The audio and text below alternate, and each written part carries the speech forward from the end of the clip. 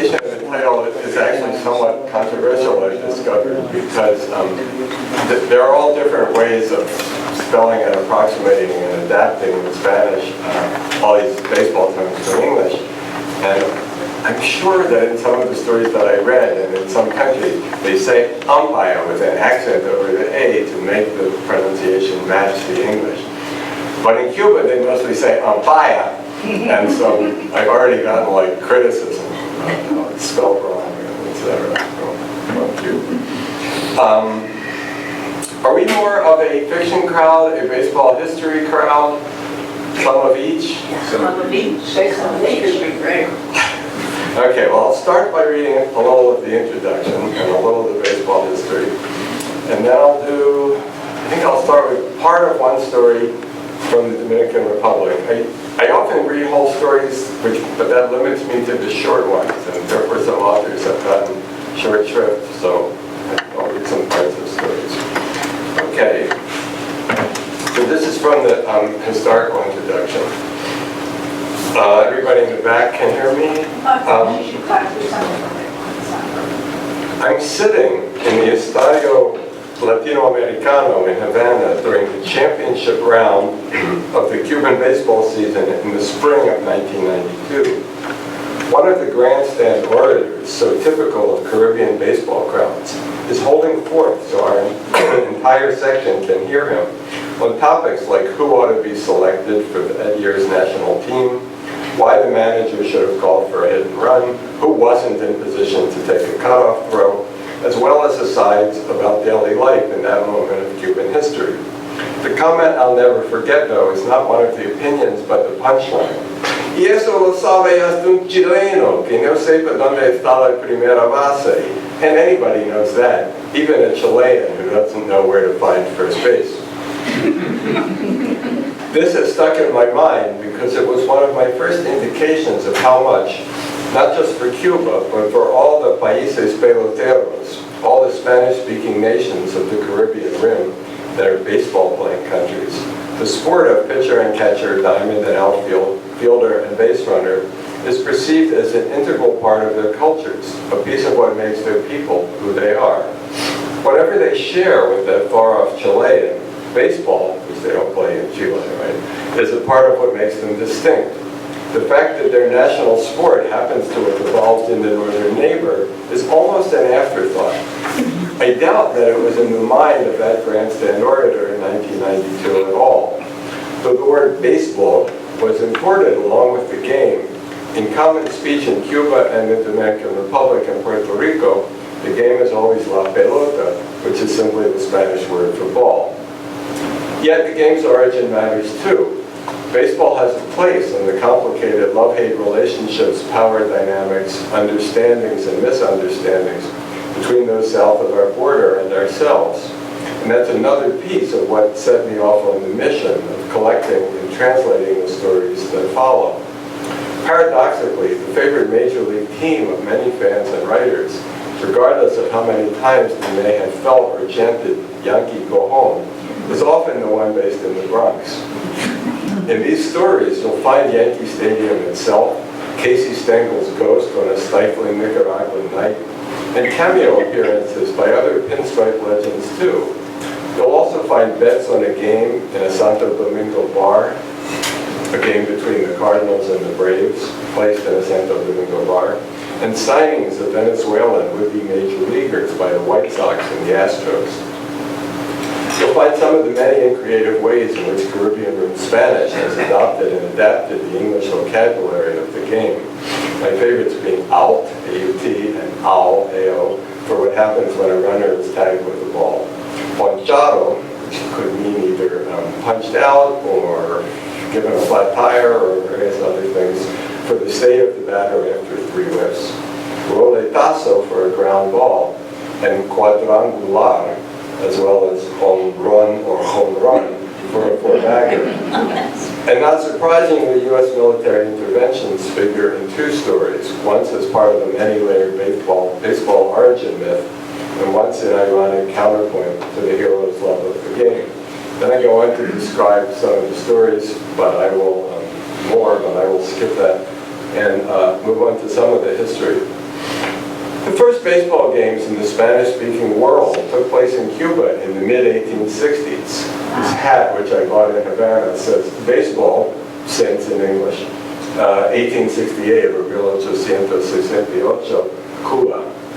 The first baseball games in the Spanish-speaking world took place in Cuba in the mid-1860s, 2 decades after the game had evolved out of British and American predecessors such as rounders and one-on-cat in the environs of New York City, and at approximately the same time as Union soldiers from that metropolis were popularizing the New York game throughout the United States during the Civil War. The sport came to Cuba primarily with middle and upper class Cubans returning from study at Catholic colleges in the United States, and perhaps also via the crews of U.S. merchant and naval ships. Its rapid spread throughout the island was due in part to the fact that the new sport arrived just as long simmering sentiments against both Spanish colonialism and slavery were erupting into open rebellion, sparking the 10 Years' War of 1868-1878, which pitted an uneasy coalition of Cuban planters, other white Cubans of all classes, free people of color, and escaped slaves against the Spanish Imperial Army.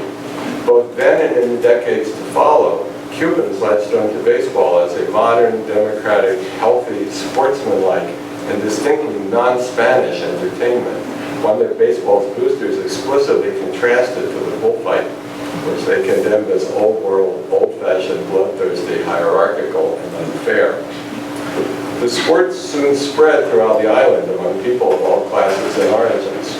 Professional teams were founded in the cities of Havana and Matanzas, and makeshift teams and clubs flourished from docks to sugar mills, while publications such as El Pitcher and El Baseball covered and promoted the game. Spanish authorities tried on a few occasions to ban baseball completely, but in vain.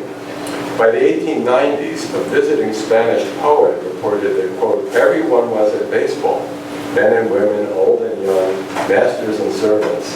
I had a presentiment that Spain had died for Cuba. When the final Cuban War for Independence broke out, 1895 to 98, Spanish authorities again instituted a ban, and this time professional ball players were among those who flocked to join the rebellion. 3 members of the pitching staff of the Almendares Azules, Blues, later known as the Alacranes or Scorpions, became rebel army officers, as did players from the other clubs. Emilio Saborin, player-manager of the rival Havana club and one of the organizers of the first professional league, was arrested for his pro-independence activities and exiled to a prison camp in Spanish Morocco, where he died. Thus, by the time U.S. troops intervened in the Cuban-Spanish conflict in 1898, baseball was already firmly established in Cuba as a nationalist pastime, however North American in its pedigree. The U.S. troops landed as part of what was, from the northern perspective, the Spanish-American War, which resulted in Spain's cession of what was left of its historic empire, Cuba, Puerto Rico, the Philippines, and Guam, to the United States. When the Yankee troops ended their occupation of Cuba in 1902, the Platt Amendment, which inserted a perpetual U.S. right of intervention into the new Cuban Constitution, was seen as an imposition they left behind, while La Pelota was not. The Cuban struggle for independence also proved to be the main source of the sport's introduction to neighboring countries and peoples. From the 1860s to the 1890s, tens of thousands of Cubans left the island to escape Spanish political repression or the economic devastation resulting from the independence wars. Some settled in Tampa or New York, others in Puerto Rico, the Dominican Republic, and the Atlantic coasts of Mexico and Venezuela. As veteran Venezuelan sports writer Juan Benet has put it, Cuba was, quote, the cradle of those who played the major role in introducing baseball to the rest of our countries. That Cuban blend of indigenous Tainos with Spaniards and African blacks living 90 miles of Caribbean waters off the coast of Florida, those cheerful and talkative Caribbeans, extroverted and immigrant as people who were born and grown up on islands tend to be, close quote. Sugar planters or sugar mill mechanics, doctors or dock workers, students of professions or professional shortstops, They brought baseball knowledge, equipment, and especially enthusiasm to the cane fields surrounding San Pedro de Macorís and the streets of Santo Domingo in the Dominican Republic. San Pedro de Macorís being still the cradle of Major League Baseball players from Sammy Sosa to the two Sorianos and any number of others. To the Yucatan Peninsula and the port of Veracruz in Mexico, and to Venezuela and Puerto Rico as well. Then I go on to describe how Cubans brought baseball to all of those countries, and then a couple of examples where it was the direct export from the U.S., one of which being Nicaragua, where a New York merchant lumber exporter exported lumber from Nicaragua to the U.S. on the Atlantic coast, brought balls and bats and set up a team. And the west coast of Mexico, where it was probably brought by U.S. naval ships and merchant ships. Okay, let me read a little. So it's been in the cultures of all these countries since in Cuba since the 1860s, and in the others since sometime between then and the turn of the 20th century. There's not actually a tradition of baseball novels in Latin America, unlike here. And if anyone's curious, I can talk about my theories about that later. What there is more is that various writers who happen to be baseball fans, or in a few cases who are not baseball fans but are trying to understand why everyone else is, have written, the occasional story about it. And there's also been some contests and stuff, which I can talk more about if you're curious. I'm going to read the beginning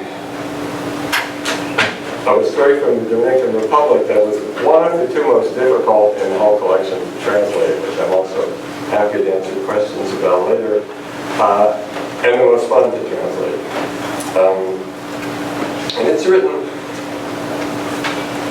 by a Dominican writer who's primarily a poet named Alexis Gomez Rosa, and for the ex-UMass Boston faculty in the crowd, who was a student at UMass Boston for a year and a half in the mid-70s, I believe. Then he decided New York was more to his liking and spent many years there and eventually returned to the DR. So here's a little bio. Alexis Gomez Rosa, born 1950, is the author of such emblematic works of contemporary Latin American poetry as Adagio Cornuto and La Troika de los Mamíferos. He has published more than 15 books of poetry, winning the poetry prizes of various poetry prizes. He has been a pioneer in bringing together Eastern and Western influences in the Dominican Republic, both through his 1977 exhibit of pattern poetry in the Casa de Teatro and his 1985 book, High Quality Limited, which made use of the Japanese haiku and tanka forms. This story recounts about 40 years of Dominican history through the life, starting in the 50s, through the life of a radio announcer who, as you'll see, got his start pretending to announce baseball games in his backyard. And it begins with a quote from Jack Kerouac. Empty baseball field, a robin hops along the bench. Sorry, a haiku by Kerouac. You're the real thing, man. You made it. You've got $1 million voice. You're the archetype, the example of a pro behind the mic. Side by side in center field, the amazing Willie Mays. What a game, adjusting your intonation, just the right amount. On you go. The second game, 1962 World Series, Marichal on the mound. He delivers. Strike one.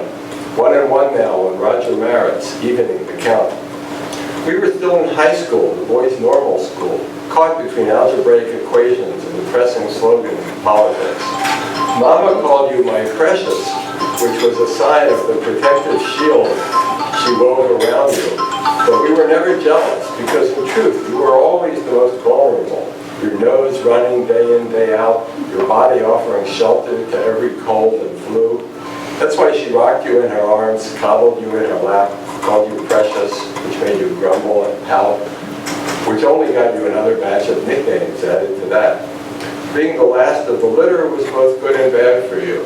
You got butter on the bread, ice cream on a stick, popcorn in your pocket. But on the other hand, you were the first to get called out if you wandered off first base. Mama didn't like you tagging. Mama didn't like to see you getting soaked in the rain like the rest, much less tagging along with us chasing girls. These were difficult times for our elders, with their heads full of dreams and worries, and in our world too, things began to go downhill. The sweet turned sour for men and women and those who hoped to grow up into that state. Microphone in hand, you could mimic the best of them. You could make Buck Canal, that gaucho from Argentina, sound like the Dominican street, so that nobody stirred from their seat, because don't go away, this is just getting good. You could do Rafael Rubí, those magical swings of his narrative fad, a tomar sidra, mi hermano, ain't the beer cold. Special, mamita, special, a sizzling line drive to El Jardín Derecho, off the right field wall. How you could memorize so many baseball expressions and inflections, I don't know. But I do know how it happened, my man. All those years under Mama's thumb didn't go for nothing. Years when you had no better escape from solitude than the play-by-play over the radio, without the fits and starts and shocks imposed by female company, always on the make or scared of their own shadows, women who were like, if I met you before, I don't remember it, or like, I want to know if you mean business. And meaning business meant shelling out for a wish list that was as long as Mama's string of rosary beads. I mean it, my man, I'm offering serious counsel. So he goes on through his youth and interspersing it with history. You were a backcountry boy who didn't know that life is a stillbirth of passions that won't always lead to a pool of peaceful repose. Force X goes up against Force Y, tossing men onto battlefields, bleeding, mutilated in the name of fierce ideologies. A war broke out within the house. On one side, the certainties of the elders anchored in their religion, and on the other, you raised the demands of the needy and the banner of utopia. So there's a little flavor of what one writer does with baseball, which will come and go throughout the story, along with narrating the life of this character and 40 years of Dominican history. I'm now going to skip to a much more narrative Dominican story, which I'll read at least the first half of it. Then we'll do some questions, and then I could read the rest of that, or I could read some other ones. This story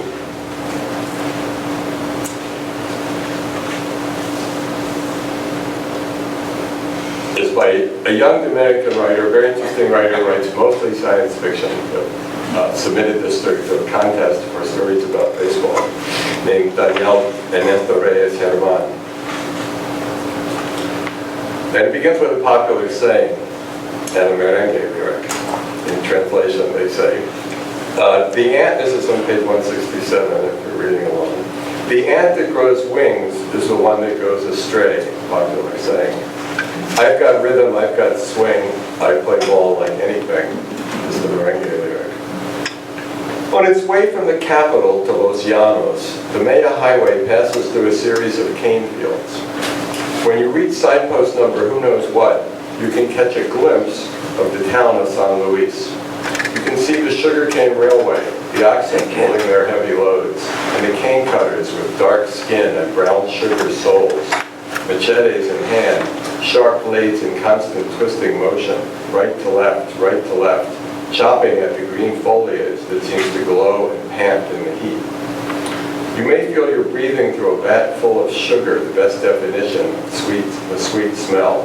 There, to the east of steamy Santo Domingo, is Josefina's house. She's having labor pains. "Where's my pregnant lady?" asks a woman with a hint of a smile. She's directed to a bedroom. She's the midwife. Everyone calls her La Matrona. As fate will have it, the Señora Josefina Pierre gives birth to a girl. Josefina had her daughter the regular way, in her own home and without complications. But she was Catholic more by upbringing than by belief. That was enough to provide the child a name, Maria del Carmen Paul Pierre. Both parents were of Haitian descent. Every day, Maria del Carmen walked to the country schoolhouse carrying a cane-leaf chair over her head. The chair was both her seat in the classroom and the weapon she wielded in the fight she got into, even at that age. She loved busting heads. Of course, she was sent home in the company of a teacher, but that did not get her punished. The neighbors said her parents spoiled her, overly supportive as they were. Maria del Carmen Paul Pierre was lively and smart. Her body was striking and exotic for her years. Black, tall, and thin, with a long, willowy spine, her kinky hair braided and tied with red ribbons. Her parents tried to hide her signs of masculinity, which disappeared anyway as she turned adolescent and adult. She exuded natural leadership. If you were a child her age, you both feared her and wanted to follow her. But in the environment in which she lived, her only outlet was to prance, tease, fight, and get into trouble, provoking complaints from teachers, relatives, friends, classmates, and neighbors. One fine day, the school sent a counselor to give Maria del Carmen's parents some advice. In the cramped parlor of their house, they waited expectantly for what he had to say. "The girl has a lot of energy. She's hyperactive," he said. "The best thing would be for her to take on some kind of activity or project, maybe some kind of sport, something to get all the bad stuff out of her head. You know what they say," the counselor added with the dispassionate calm of a psychologist, "an idle mind is the devil's workshop. She washes dishes and sometimes goes with me to the river to do the clothes," her mother offered without much hope. "That's not enough. She needs an activity that requires more energy, time, and effort. If I may say so, your daughter is very jumpy. It's almost as if she were trying to fly. That's the feeling I get. And nothing good can come of that." The teacher stood up, his lips seeming to offer a silent prayer that came from deep inside. "As my folks used to put it," he added, "the ant that grows wings is the one that goes astray." Those old sayings don't lie. What he recommended was a little league that held its games on the ball field at the edge of the village. He pointed that way with his chin, as if he were trying to plant a kiss on the wind. Unable to come up with any reason for delay, Josefina took Maria del Carmen by the arm and led her to the site that everyone called the play, which was baking under the unforgiving sun on a cloudless day. The arrival of the unlikely visitors awakened universal curiosity on the play. Throwing arms stopped in midair, bats did not swing, gloves did not reach out to catch balls in flight. One such ball raised a cloud of dust as it collided with the ground, craning their necks to the point of injury. Everyone stared at the pair of females who shyly stepped onto the green grass in search of the coach. "How do I sign her up?" Josefina blurted out, taking the bull by the horns. "First of all, ma'am, we take only boys. There isn't any girls league." A few boys laughed, though if Maria del Carmen were to find them outside the ball field, she would surely make them pay one by one. The coach shushed them. He was a tall, ordinary man, dressed no better than a scarecrow, with a dried-out face like a cashew nut. "It's doctor's orders," Josefina lied, irreverent and confident. "She needs to be here." The manager hesitated a moment and noted that Maria looked to be the right size to play third base, where he needed someone to round out his team. He picked up a notebook, gave the strange pair another once-over, and asked, "Does this whole piece of work have a name?" "She's Maria del Carmen Paul Pierre." The coach wrote this down and told her to run a few laps to warm up. He told her mother, "We'll give her a tryout to see if she's got what it takes." His tone was not lacking in innuendo. "When practice is over, we'll send her home to you." Maria del Carmen heard him and thought, "I'm no message to send and no soldier to give orders to." The manager handed her a bat and watched as she assumed her stance. "She's got something," he thought. He told his best pitcher to throw a fastball by her. Some more boys laughed, and she glanced at them just long enough to memorize their faces. Then she swung and made contact with the ball. It was a rolling, but well hit, so the manager said, "Okay, tomboy Maria, let's see you feel." And he spit, grinding the toe of his shoe over the saliva that turned the dirt to mud. From then on, she was not Maria del Carmen Paul Pierre. Everyone called her Tomboy Maria. When she got home that afternoon, all the neighborhood kids wanted to hear how she had done. Everyone knew about the morning's visit from the school and her being sent to join the league. She ducked inside just long enough to grab the necessities for stickball. The usual odds and ends of players took turns at bat and in the field. It wasn't long before the game expanded to include whole teams, and variations were added. Bases made of old license plates, home run derbies, and more. United by their fever for baseball, the children would play until the sun sank below the horizon. Then there's a little pause in the story. And there's a little pause for me to take a drink.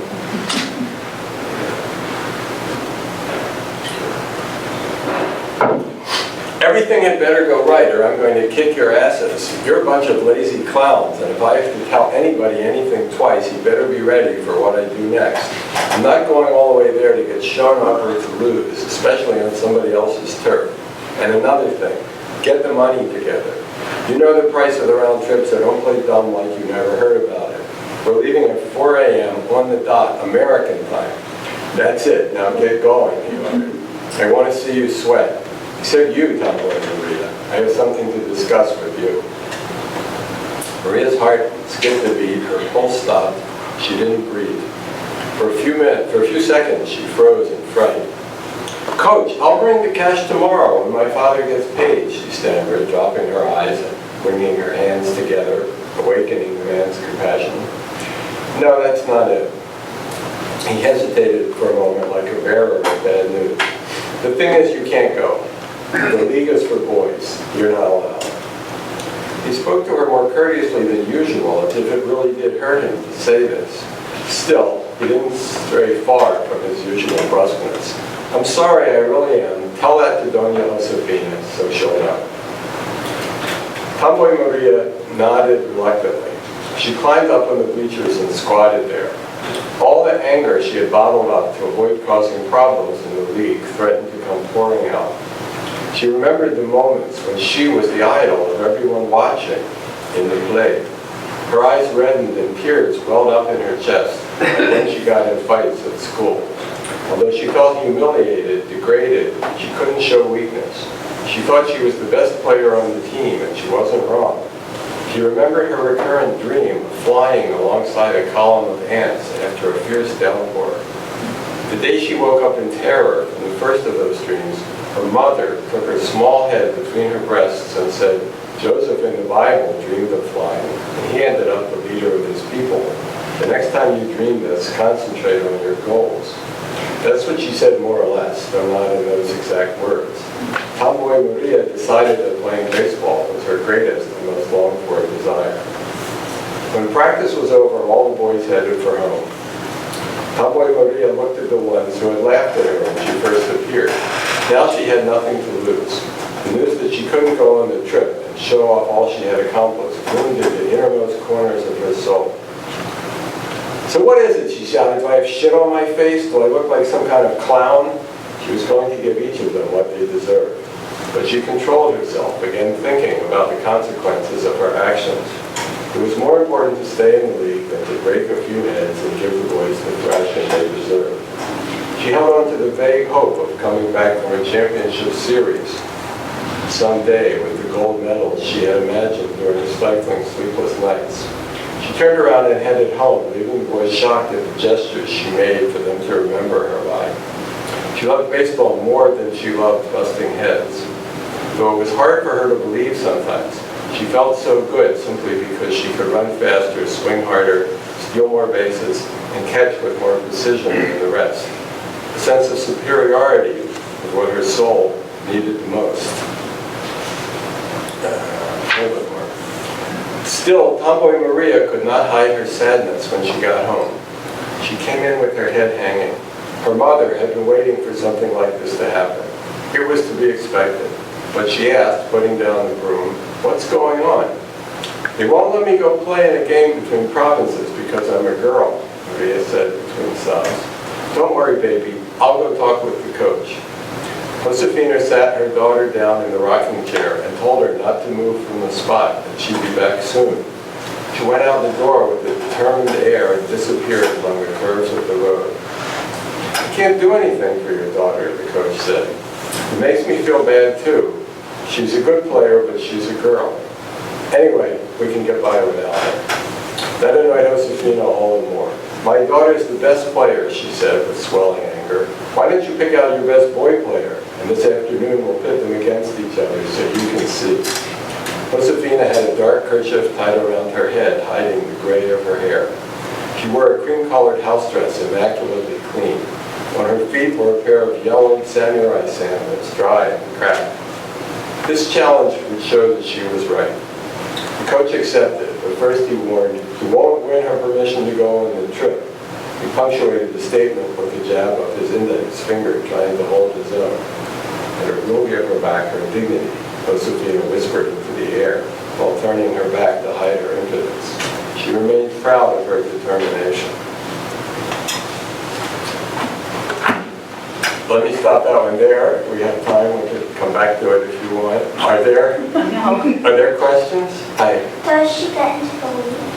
That's, She doesn't get to play in the championship, but she does continue to play in the league. And then the story takes us into what happens later in her life and her ambitions for her son to be a Major League ball player, which is another of the main themes of a lot of these stories, is a desire to sign with the Major League club. Okay, thank you. You're welcome. Other questions about anything? Or should I keep reading stories? Read more? Should I keep going with that one, or should I read you something else? It gets sad. Yeah. Hours later, Tomboy Maria was drawing a pair of wings on her shoulder. This, from her point of view, conferred even more talent on her arms, so she could swing harder and fulfill her dreams. Those who believe in you, Lord, will never be ashamed. Amen. And she headed for the challenge, fulfilling her duty. In spite of her great accomplishments as a player, Tomboy Maria never found a place in her town or her society. The years went by, doing what they do, inscribing lines on her face, and even more so, putting her physical attributes on display, turning her into a blossoming teenage girl. When she was 18, she met Miguel Louis, an elegant and well-mannered plowman whose strong biceps guided oxen through the endless fields of cane. He was tall and dark with flashing eyes. They fell deeply in love. They conceived a boy whom they named Miguel Angel Louis Paul. He's going to be a ball player, said the new mother in a wistful voice, with tears in her eyes as she beheld the gasping baby in her lap. After a moment of complete silence, while the baby gathered breath to erupt into cries, Miguel said, "Maria, I have to go to the capital to find work." He said it baldly, without beating around the bush. She looked him in the eyes while she rocked and tried to calm the baby. It was obvious he was leaving for good. A man who flees from such situations is worthless and a coward, she thought. He was in debt even for the candles he lit to the Virgin and his prayers to the saints, which was to say that if indulgences were still for sale, he'd buy them with borrowed money. And if Jesus came back and found him in such a state, he would leave him to his tears here on earth. For extended periods, mother and baby had to live on meat that was on the edge of spoiling for lack of electricity. People called it fishy meat because of its unique and penetrating smell like that of a stinking sea. It took no great powers of analysis to see that Miguel Louis wasn't coming back. He was a weak-willed man, the neighbors told Maria del Carmen, but she received these comments with an unseeing and complacent smile. Miguel Louis did not want to live in such a degrading situation anymore. That was why he wasn't coming back. It has been argued that time does not exist, and that for lack of legs it can neither stand still nor run. So let's just say that Miguel Angel's age increased. Miguel Angel, the son of Tomboy Maria. And now he was no longer a child in diapers, but a strapping youth who helped his mother with the chores.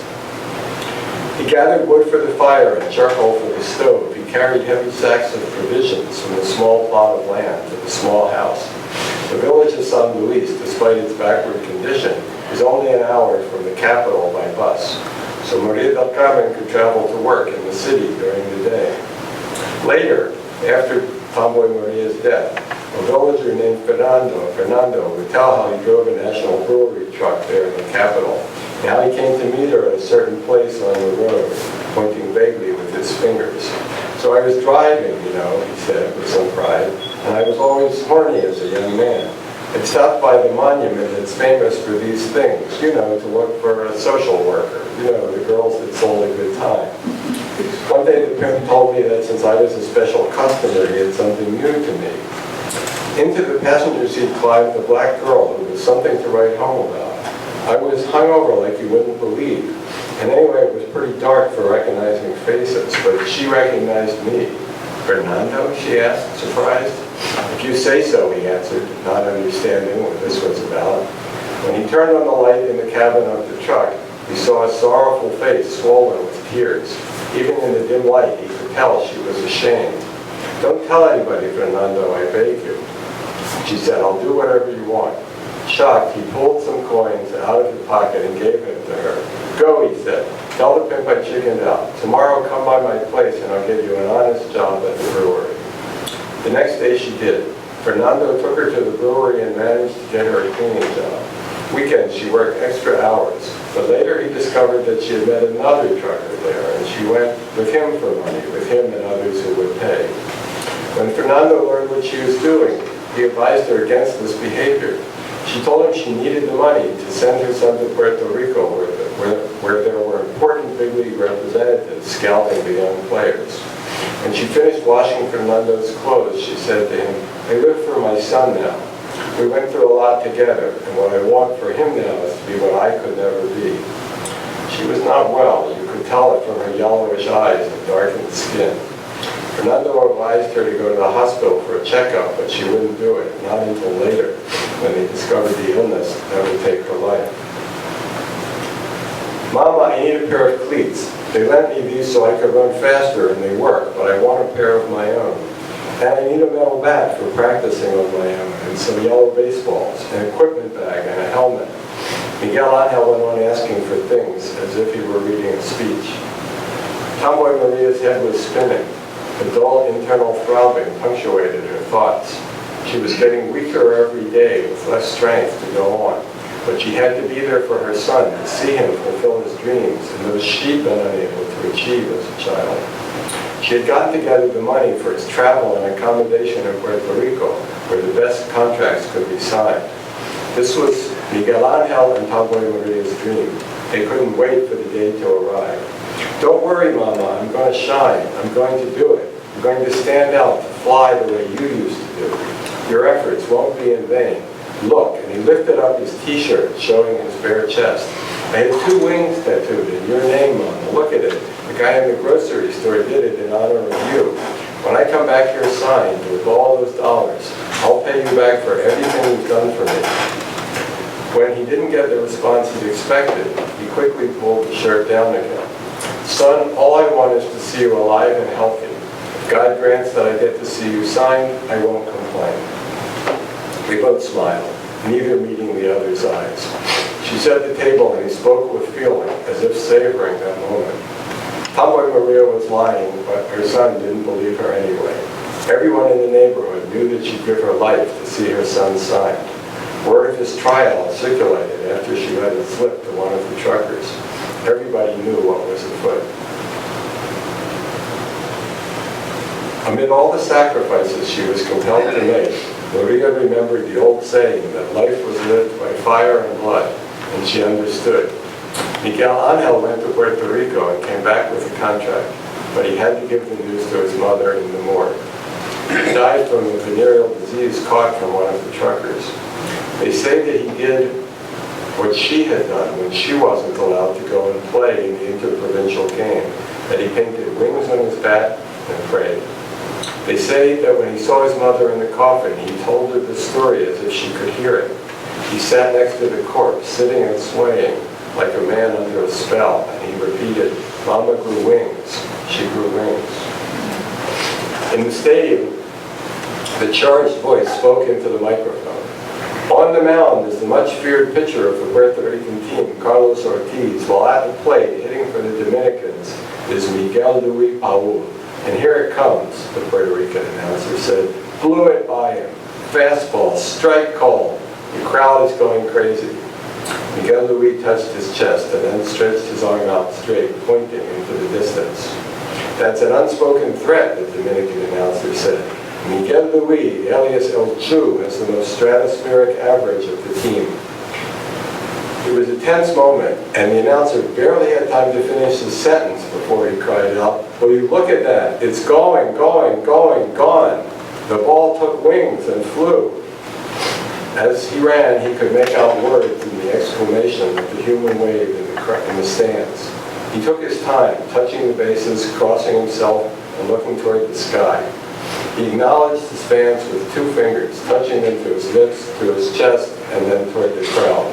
The Dominican flag waved from right to left, and tears could be seen from afar in the eyes of his countrymen. Triumphal pride felt in every heart. Moments before, in the dugout, his manager had heard him reciting, "The ball that grows wings is the one that goes astray." He repeated it maniacally to himself, and then the loudspeakers announced, "Now batting," keeps flashing back, "now batting for the Dominican team, Miguel Luis Paul," and the crowd screamed.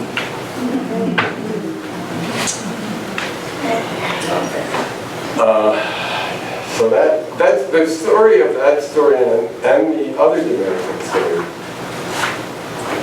is that there actually was pretty much no baseball literature in the Dominican Republic. And it's often said that the 2 passions of the country are la pelota and la política, baseball and politics, and all the literature is about politics. And so the Dominican Secretariat of Culture, and now Ministry of Culture, the government cultural department, they decided to have a contest to rectify the situation. So they had a contest with serious prize money for stories about baseball. And so many well-known Dominican writers like Gomez Rosa, who was a very prominent poet, or emerging writers like Daniel Saint-Amand, entered, and they published a volume of the winners and the honorable mentions, which is called Home Run 600 in honor of Sammy Sosa's 600th home run. And then they did it again the next year, and they eventually published another book of the winners and mentions, which was called Círculo de Espera, On Deck Circle. And that's why so I was able to get these, and there were some great stories in them. There have probably been some since, but basically, anybody who tells you the free market will resolve the problems of literature, here's an opposite example. Questions? Yeah. How old was she in the beginning? Well, we see her when she's born, but how old was she when she went the first time? To try, let's see if it says. Oh, I think about that. Those are the questions I would ask. It may be that we don't know the answer and we have to ask the author, but let's see what he says. It just says, "One fine day, the school sent a counselor." So she's just started school, so I bet she's like first grade or something like that. Yeah. Yeah, something like that. Did Miguel's name change? Was Miguel Angel, and then it was Miguel Luis when he said that? What was it at first? Miguel Angel is his, so sometimes people are called by their first and middle name, like May Ruth or Miguel Angel, but his surname is Luis. Oh, he has okay. 2, and they also in Spanish-speaking countries have 2 surnames, their father's name and their mother's name. So he's Miguel Angel Luis Paul Pierre. There's several generations. Okay. Yes. So how did you come to write this book? Were you always into baseball? I've always been a baseball fan, and I feel like when I was in first and second and third and fourth and fifth grade, most of what I read was either baseball biographies of frontiersmen and Indians, and also books of baseball story, fiction, baseball for kids, and baseball anecdotes. And so it's always been there in my notion of what reading is, and box scores. And then in So, later I was a writer of fiction and nonfiction and a literary translator, and I was in Havana in 2014 at the Havana Book Fair, and I stumbled on this book of a Cuban anthology of baseball stories written by Cuban writers. And I'm always kind of on the lookout for things that I might want to translate, and the questions always are, will this be fun or interesting or challenging? And is there a ghost of a chance that an American publisher might publish it in English? And I thought, a book of Cuban baseball stories is probably too narrow, but I wonder what's out there, from other countries. So I kind of first picked out the 5 or 6 stories I liked best from the Cuban one, and then gradually I went looking around to say, I found these Dominican anthologies, and I asked Cuban writers that I knew, what do you know about baseball stories elsewhere? And one person sent me to another, and I did a lot of messing around with the internet and databases, and eventually came up with about 60 stories to choose from, including the maybe 20 Cuban ones. And what I ended up with were 5 Cuban ones, 5 from the Dominican Republic, 3 from Puerto Rico, 3 from Venezuela, 1 each from Nicaragua and Mexico. The one from Mexico is actually a one-act play. And there was one other from Mexico I wanted to use, but the author had died, and I couldn't get permission from the literary agent for his estate. But that was the only one that I had trouble with the permissions for, which is a pretty good average as these things go. And I tried to balance, so that's sort of in line with the strength of the sport in those countries and the literature, and also I tried to balance them by theme. So the kind of recurrent themes tend to be making it in the major leagues is one, sex and gender and relationships, particularly in the stories by the 3 female writers, but also others. Gambling, modern baseball, which is very prevalent in all of these countries. History and politics.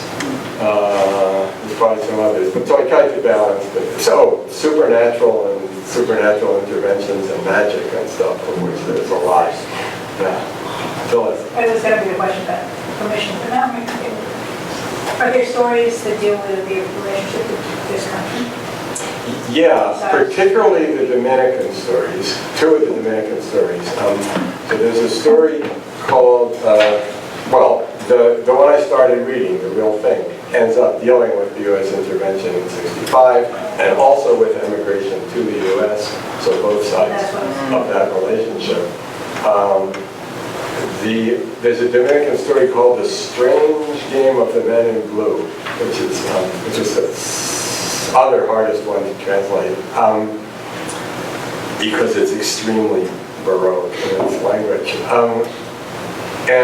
And that is about, in an unnamed island country, the first game of baseball played, which is played in what appears to be the 19th century, staged by a U.S.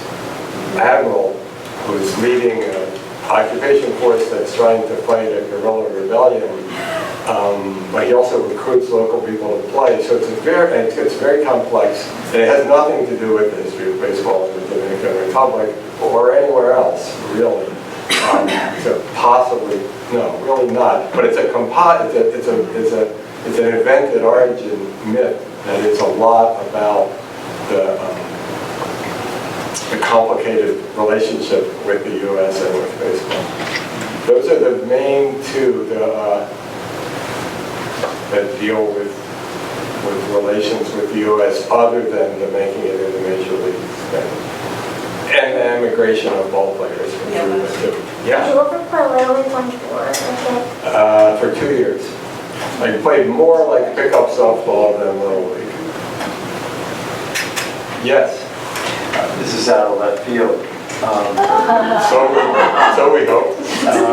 Is there any the issue of the political economy of corporatization, the sports industries?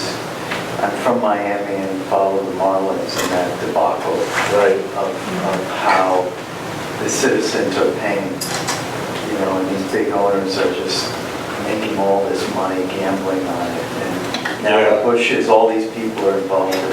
So I'm just wondering if kind of the idea of the commons, there's any way in which the way in which everyday people who create the wealth, essentially.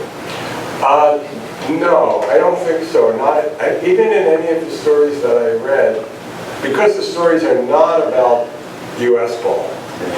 They're really about Latin American ball, or about this dream, or about following the U.S. games on the radio, where they're kind of legends. Like there's this one where Casey Stengel's ghost appears to a young kid in Nicaragua before this underneath the revolution, and tells him he's going to be a baseball player. So the U.S. figures much more as this kind of legendary major league place, or baseball, like I said, is a counterpoint to, or a symbol of, or something, the political relationships. But about the business of the game, no, and I think that's because although there's some big business of the game in the Latin American leagues, it's much less so. There is a story from a Venezuelan writer called Big League, which is about several generations trying to make it in the big leagues, and how they don't, and in a sense how they're used. But it's more really a criticism of why is it that the only way to be a success in Venezuela is to make it in the U.S. major leagues. It's more the political theme of that story. Do Venezuelans only read Venezuelan short stories like this, and Dominicans, or do they read each other's stories, across the countries? No, I don't really know. I would say probably mostly each other's, because it's like there isn't in Cuba, as of yet, a book like that. It's a multinational anthology, and similarly in the other countries, there are anthologies. There's one Mexican anthology that, by extension, includes one of the Sergio Ramirez Nicaraguan stories. Sergio Ramirez, prominent Nicaraguan writer, former vice president, has written like 6 stories about baseball, which is more than anyone else that I know of. And they included that in the Mexican anthology, but the anthologies at least are very national. They also include at least as much poetry and commentary as they do fiction. And poetry, baseball is also very important, more so than here, in the poetry of these countries. But as far as I know, probably not. No, because when I asked Cubans about stories from other countries, I was told about one famous Colombian story, didn't end up including, and no, it was mostly ask so-and-so in Puerto Rico, maybe he knows. So I think the answer is probably no. So they don't have this equivalent of the big leagues or the big money, but so they support their families, they have a status there? So this has changed a lot over the years. So they used to have, yes, their own leagues, and they do still have their own leagues, and people fiercely follow the rivalries of their own leagues and their own teams, like the Tucson Domingo teams, and this city in Venezuela has a rivalry with that city in Venezuela that's as strong as the Red Sox and the Yankees. And they, yeah, if you're a pro, you did, and to some extent still do, make enough to support your family. And also, they would often play, it's sort of like free agency. They would, so a Dominican ball player might go play in Mexico if they got offered more money by a Mexican team. Or one country had a summer league and one country had a winter league. So they do both. And they barnstormed in the U.S. And so the height of sort of independent professional baseball was before the 50s probably. Then, because most of them couldn't play in the U.S. major leagues because they weren't white. They weren't viewed as white. And so after the color bar came down and darker skinned Latin American players could play in the U.S. major leagues, gradually, over a period between then and now, some of the talent went directly into that pipeline. Like that's true in the Dominican, right, where all these major league teams now have these training camps and everything. So it's somewhat probably reduced the quality of the professional teams there, but there still are professional teams there which are maybe made up of the people who don't quite make it in U.S. ball or who choose not to. So there is still professional ball, but they don't make anything like the astronomical salaries that are made here. And except Cuba, which is a whole different situation. Yeah. You said something about the sort of the language of baseball. It's really, I felt that there were three languages in play when you were reading: Spanish, English, and baseball. And I realized that I'm kind of like a passive understander of this baseball lingo, but I couldn't have done what you did. And you were fluent in this language, and just thinking about that. Okay, well, I'll read you. Listen. I discussed that in the introduction, so I can read what I say about it. And I can maybe say a little more. A challenging and enjoyable part of the translation process has been capturing some of the flavor of Latin American baseball terminology. In the original Spanish, the writers adopt a wide variety of ways of spelling English-derived baseball terms, sometimes using English spelling, sometimes italicized, sometimes not. Or sometimes using the Spanish spellings that best approximate the way the word is locally pronounced. Thus, dogao, D-O-G-A-O, is the best approximation of dugout, because the spelling D-U-G-O-U-T in Spanish would be pronounced something like dugo, except that final T's are rare, dugo. On the other hand, catcher, Q-U-E-T-C-H-E-R, and fly, F-L-A-I, render the English sounds pretty well. And J-I-T, hit, doesn't do so exactly, because the J sounds like the German or Hebrew CH, right? Hit. But it's better than a silent H would be, because then the word would be it. So, in general, those words are pronounced as close as possible to the English, but with the effects of the local accents and spellings. But the writers, so on the other hand, a writer's use of hit or catcher in the English spelling communicates something else, which is a character or narrator's knowledge of English, or the writer's interest in reproducing it verbatim, because they're trying to show that knowledge or that capture that flavor or rise to that register. Still another part of the flavor comes from the inventions that have renamed baseball concepts purely in Spanish. Examples include jardinero, which means gardener, or someone standing in like a field, or lawn, so that's an outfielder. Quadrangular, four-angled, and that's four-sided, which is, as I said before, an alternate word for home run besides the English-derived ones. Emergente, which is someone who emerges or puts in an appearance. Can anybody guess or know what an emergente is? Yes. Or imparable, unstoppable, as an alternative to hit, to say it purely in Spanish. So the writers use all these different things.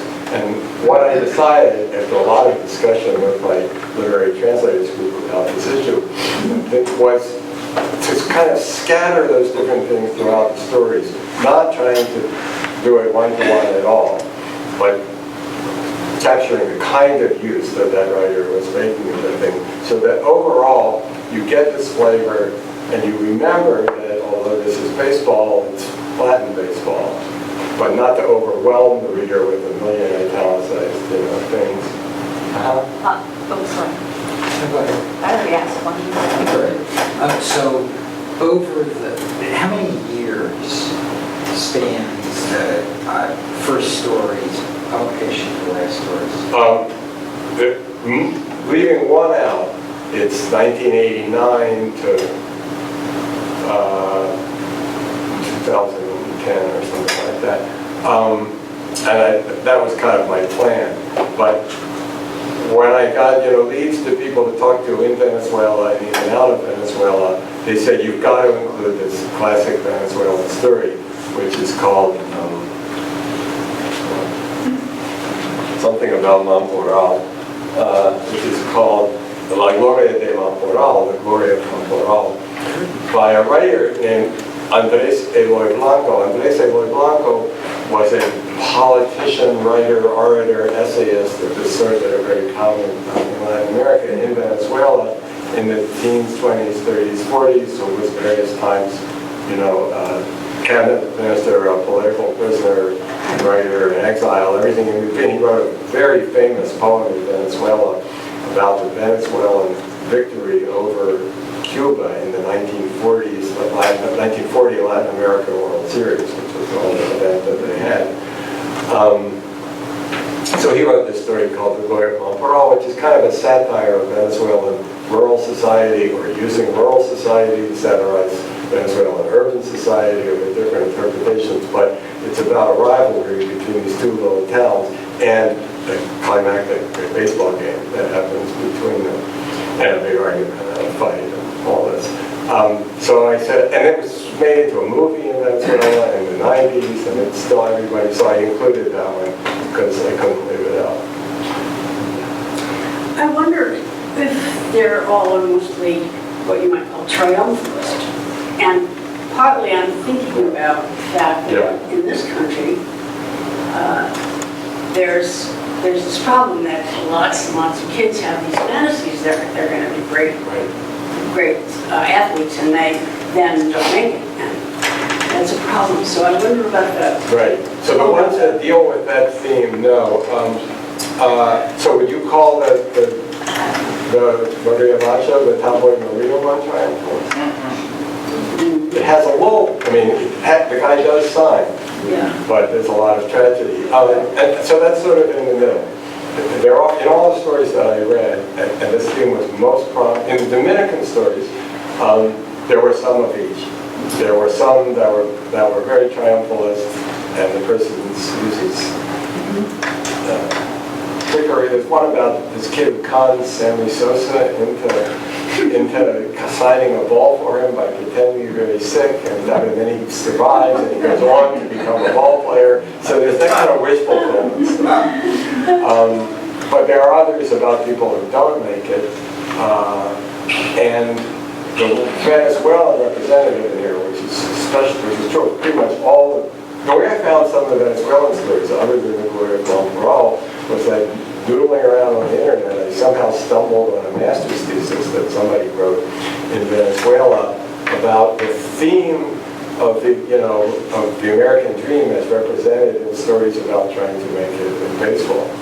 And that's how I found this one, among others. This one called Big League by a writer named Salvador Flejan, which is about how a series of generations of a family fail in this dream. Why did we try to have this, why stadium rather than school and stuff like that. So I would say there are some of each. Yeah. So the title of your book? The title of the book is that I wanted something that would convey it was about baseball and had a baseball colloquial flavor, but had some Latin flavor too. So really, I thought of about 4 or 5 different, baseball things that people yell at baseball games. So nobody yells it out in one of the games, in one of the stories. No, I couldn't find anything that happened in one of the stories that really made for a good title. So I thought, let me choose a bunch of things people might yell at games and think about one that I could Latinize, and that was, I can't remember what the other alternatives were, but that was the one I ended up with. That's a good one.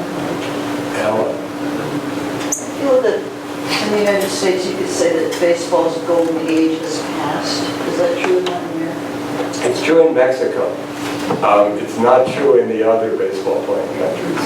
Soccer has definitely overtaken, well, in Mexico it was always sort of a regional sport. If you want me to read more history, I could read a little part about baseball as the socialist sport of the Yucatan during the Mexican Revolution. So it was always mostly Yucatan, Veracruz on the East Coast and the West Coast, but not that much in the interior. Mexico City, of course, had a team, but those were.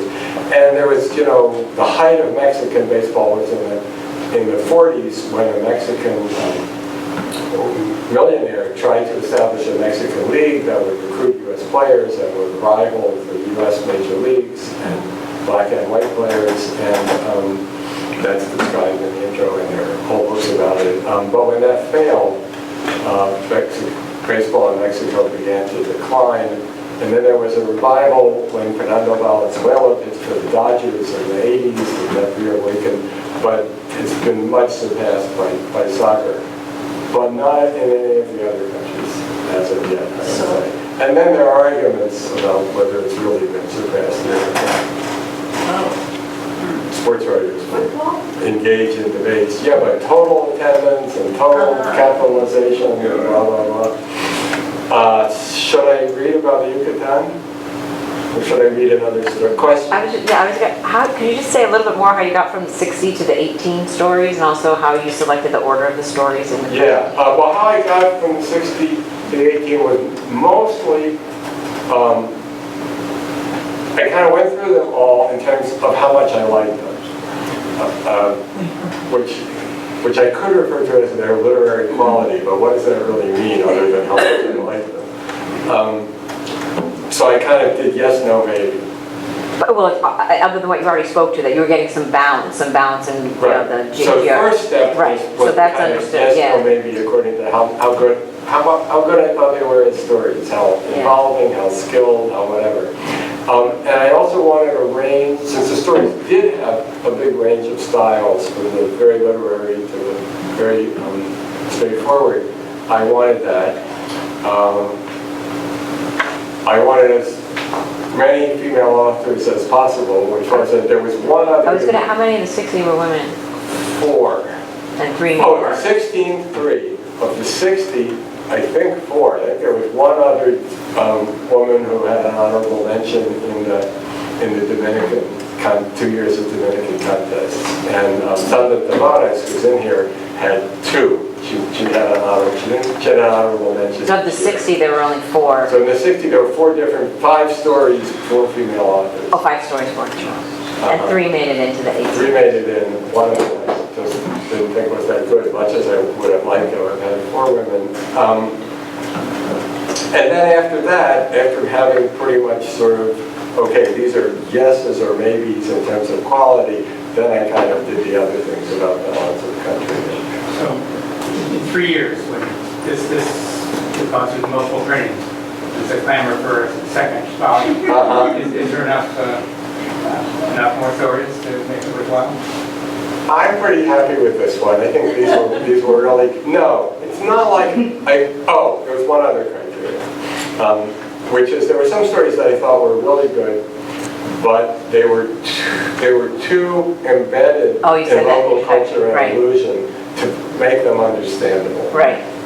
So the one I said was most difficult was The Real Thing, and that one, the one by Alexis Gomez Rosa, and for that one I do provide a paragraph of rapid summary of the Dominican history that it refers to, but I know that that's not going to really help unless you keep looking back at it. So that was another reason. So no, I kind of think this is the cream of the crop, unless they're new ones. Yeah. What about compiling a Spanish version international one to be published down there for the... If some Spanish publisher came to me and said, I would like to do that, I would, there would sort of be the question of why me, in a way.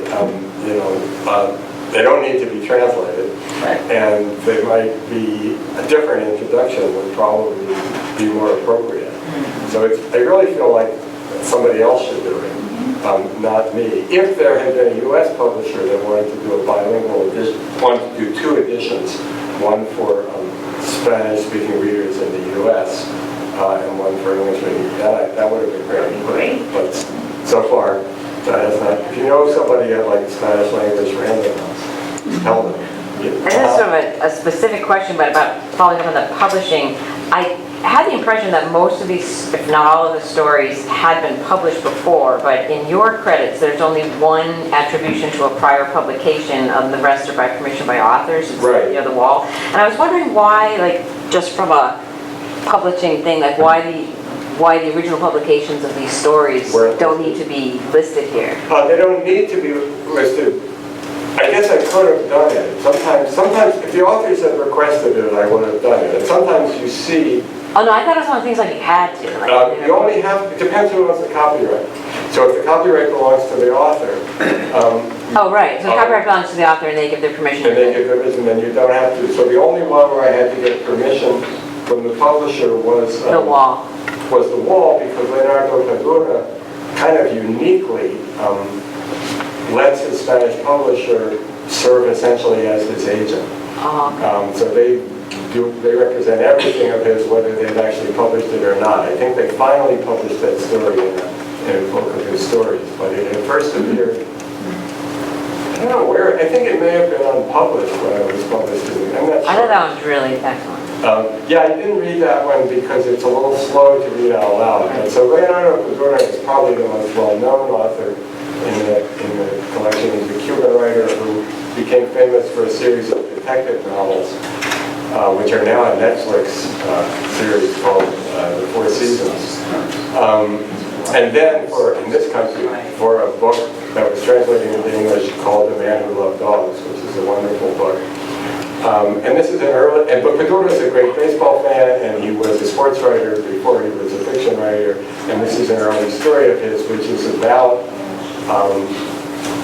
a bureaucrat who's sitting in his office at board, and he looks outside and he sees this kid throwing a ball against the wall and catching it and throwing it and catching it, like we all have done, or many of us have done, to practice.